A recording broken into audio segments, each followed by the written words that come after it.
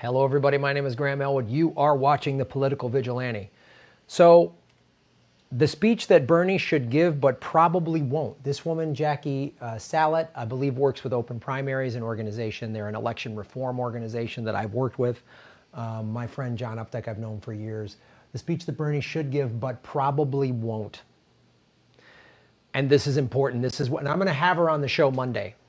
We were trying to schedule something this week, but my travel, and then it got canceled, and it was all kind of crazy for everybody. So, oh God, I know we're not supposed to touch our face. Oh, Jesus. I washed my hands thoroughly. My face and nose are clean. No one's been in my apartment, so there's no way Corona is in my apartment.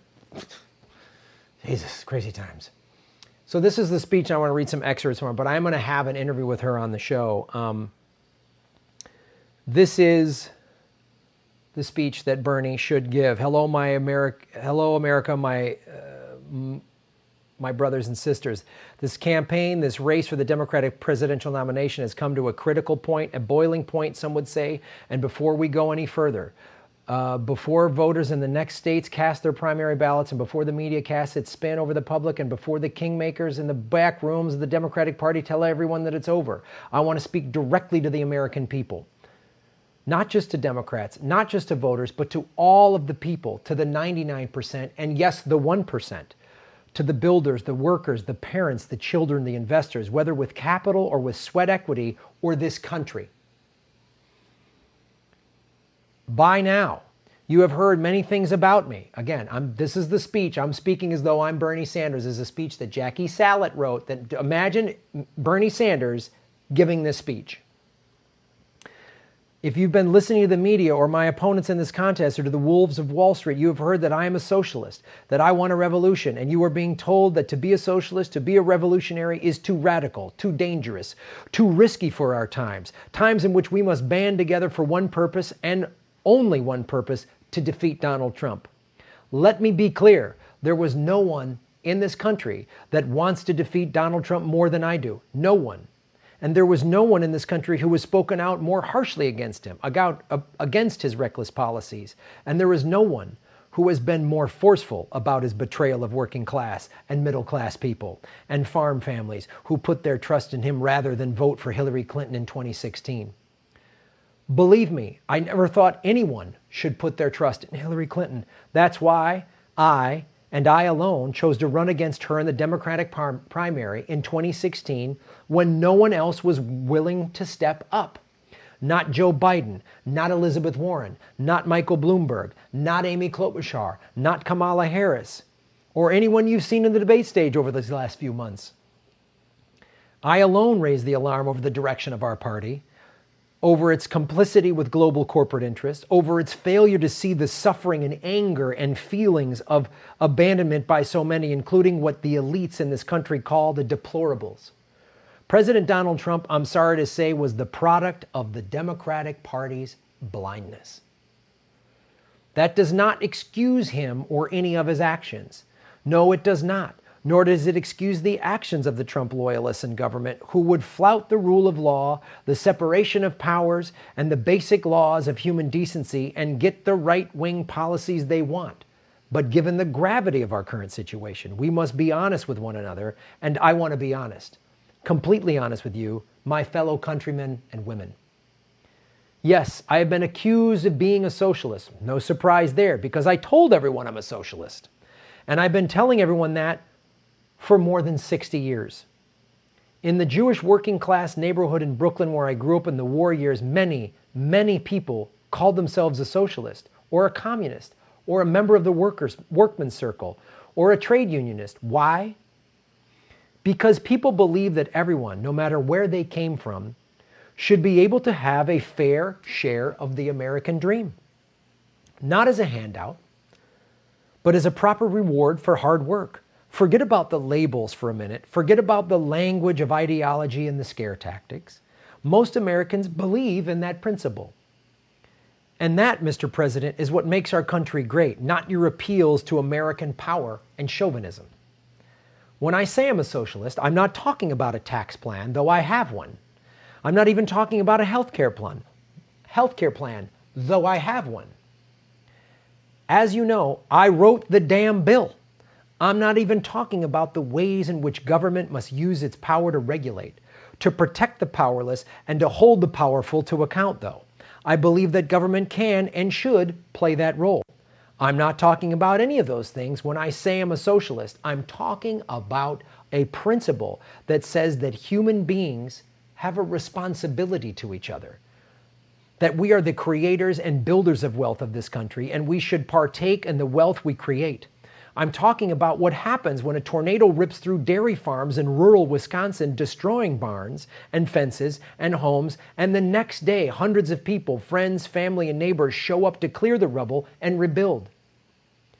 Or when a gunman opens fire in a black church in Charleston and people from every walk of life show up to help the injured, to feed the first responders, to minister to the grieving. I'm talking about a blurry handheld video of two little buddies, 2-year-old boys, a black and one white, who see each other on the street and run to hug each other. Over 100 million people view the video online. That, my friends, all of that is socialism. That is the name of humanistic outlook that says we are all in this together, and we must have a system that honors that moral principle. That principle can give according to our abilities and accept according to our needs. I'm proud to believe in those things. This is a shared society, but right now there is too little sharing and too much greed. There is too much damn greed in this country, pure and simple. The drug companies, the insurance companies, the fossil fuel companies, the gun manufacturers, the hedge funds, and the banks are profiteering in hideous ways. I have said this before, but I will say it again. This pattern of profiteering must be brought to heel. We cannot have a country in which 40% of the wealth being created is controlled by the top 1% of the country. This is not only immoral, in my view, it is dangerous. I believe that America needs a powerful revolution to a more equitable system. That's what elections are for. But I also believe that if we do not address the wealth gap, if we do not address the racial divide, if we do not address poverty and underdevelopment, if we do not respond humanely to the flow of immigrants to this country, if we do not take proper care of our veterans, we may experience a revolution of a different sort, a destructive sort. Nobody wants that. I would add, not dealing with a pandemic. The young people who have joined our movement, the millions of voters of all races and creeds and ethnicities, the Democrats and independents who have cast ballots for me, have done so because they believe in this country. Not because they want to tear it down, but they are unhappy with and distrustful of a political system which has gone along with greed and which has placed partisan loyalty above the needs of the nation. They want systematic change. And this campaign, my candidacy, this movement is committed to bringing that change. We are not interested in restoring the old order when times were better. Times were never better for the poor, for the incarcerated, for the underpaid and the stigmatized. Let's be honest. I believe there is a hunger in America for new political alliances. We saw the evidence of that on Super Tuesday. In spite of the fact that the media has trumpeted the surprising resurrection of Joe Biden, it should not be a surprise to anyone. The outcome on Super Tuesday, which, by the way, helped Joe Biden catch up to me, not the other way around, was the result of the Democratic Party establishment machine putting the squeeze on the primary process.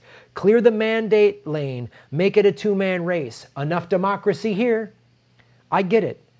I know what this is.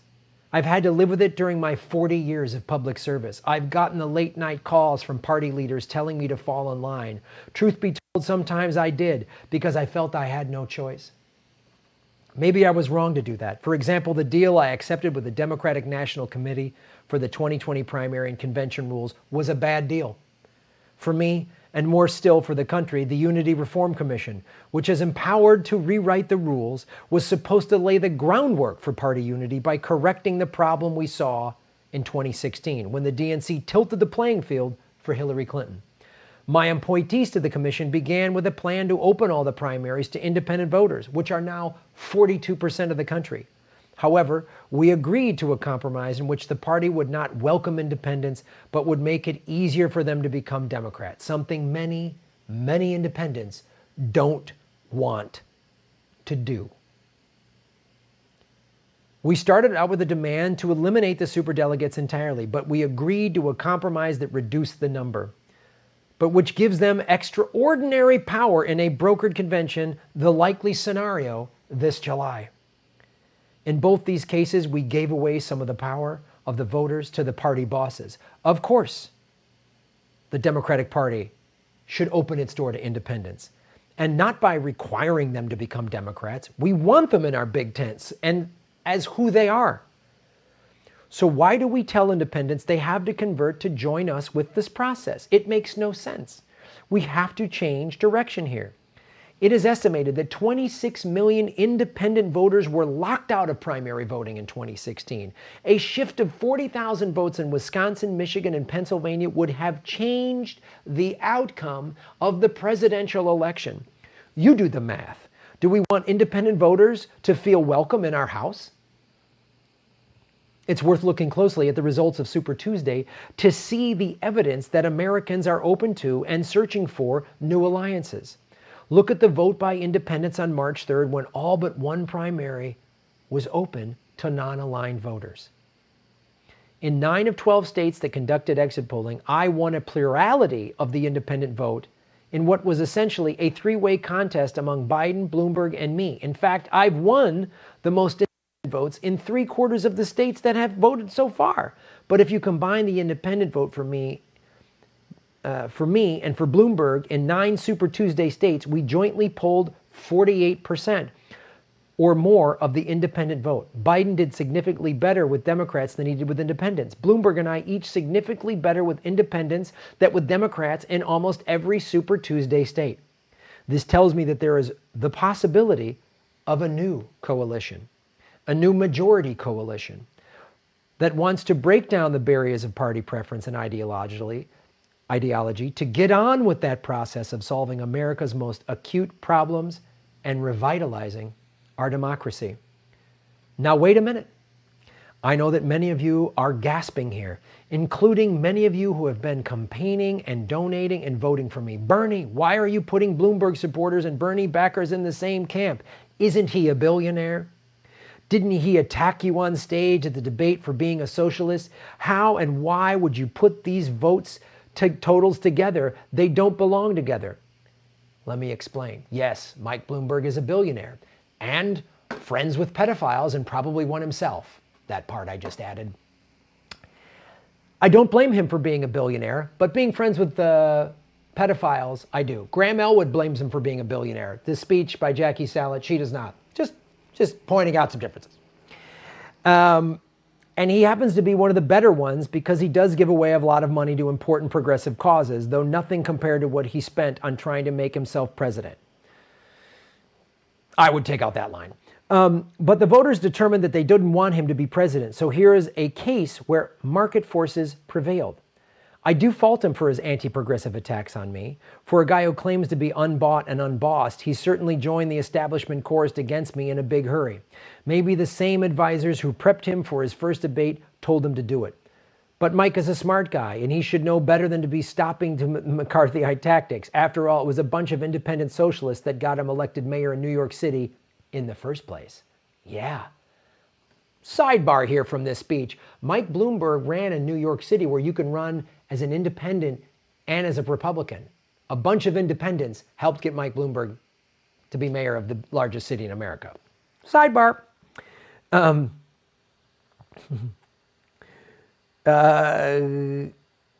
Where are we at here? That's something he doesn't like to talk about, but it's true. But the issue isn't Mike Bloomberg. It's the people who voted for him. That's who I'm listening to. And that's who I'm talking to. These are voters, especially the independents, who chose not to vote for Joe Biden. They voted for someone who is an outsider to a party infrastructure. He is wealthy, yes, very wealthy, but he is also independent of the party machine. And people like that independence because they don't trust the parties. Neither party. I don't think he's an independent part of the machine, but I get the point here. We're not wealthy. This is not a wealthy campaign, though we have raised tens of millions of dollars in small donations to get our message out, and we continue to do so. But we are independent of that party machine. And that is why we are doubling down on destroying our they are doubling down on destroying our campaign before any more votes are cast and before a single delegate gets to Milwaukee. It is my intention that this campaign, this coalition of outsiders, which in November, by the way, will include many millions of people who voted for Donald Trump, is the new independent coalition that can power America forward. That, my friends, is the manifesto of our revolution. Lastly, I want to speak to the African American community whose struggle for justice, whose long march to put an end to the legacy of slavery. I commit myself to until my dying day. Again, the narrative that has been so deftly shaped by the spin of the results in South Carolina, and then again on Super Tuesday, is that African American community is monolithic, that they monolithically behind Joe Biden, and that it should restore and repair the Democratic Party by voting for him. However, there is more to the story than meets the eye. Joe Biden did not win monolithic support from black voters across Super Tuesday states. In 4 short years after Hillary Clinton walked away with almost the entire black vote against me in 2016, there has been a notable fall off in the support for the establishment favorite. In fact, among younger black voters under the age of 30, our campaign demonstrated strong support. 22% in Alabama, 37% in Virginia, 61% in North Carolina, 41% in Texas, 38% in South Carolina. I point to these percentages not to make any false claims, but to support the young people who followed a different path. Young voters in all communities, and especially in the communities of color, need more mobility. They do not want to be taken for granted. They do not want to be a foregone conclusion. They do not bring an attachment to a party or fixed ideology with them to the voting booth. They are searching for new ways to give expression to their wants and desires, to their dreams and aspirations. Yes, young people are staring down a mountain of student debt, which we must relieve them of. But they are also staring down a bipartisan political system that has failed to move the country beyond the racial divide. James Baldwin told this country 55 years ago that racism in America has brutalized its victims and those who perpetrated it. He implored us to see the personal and social consequences of the moral depravity of racism. He cautioned that we as a country had to understand that poor and working class whites are given only one thing to cling to, that at least they are not black. Donald Trump understands that, and he has deployed it mercilessly.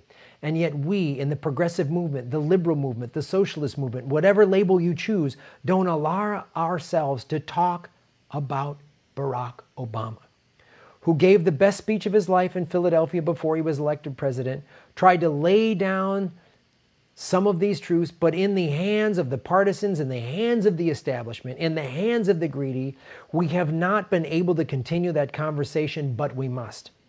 Joe Biden says he is the one true Democrat in the race. With all the competition dropping like flies, he wants you to rise up in judgment of me, of the millions who have voted for me, the Latino flood service workers in Nevada, the black healthcare providers in California, the students in Texas, and the teachers in New Hampshire and Iowa. He wants America to turn its back on me because he says I am not a true Democrat. Let me respond to this in the simplest way I know how. I love this party, but I love my family more. I believe in this party, but I believe more deeply in the people of this country. I have given my entire life to making this party stand for what is right. I am not going to stop now. If you believe, as I believe, that our party and our country are at a crossroads that is much deeper and more dangerous, and at the same time more filled with the opportunity for progress than at any time in recent memory, then I ask you to give me your vote. We can defeat Donald Trump. We can build a new and radically inclusive governing coalition. We can call greed to account. We can reform our political system. We can open up a new era of progress and development for all. Let's do it together. That's the speech. I would take out some of the Bloomberg stuff, but that's a pretty impressive speech overall, and I wish he would say it. I am tapping into my inner Jack Kennedy. That's the speech Bernie should give. Like, share, subscribe.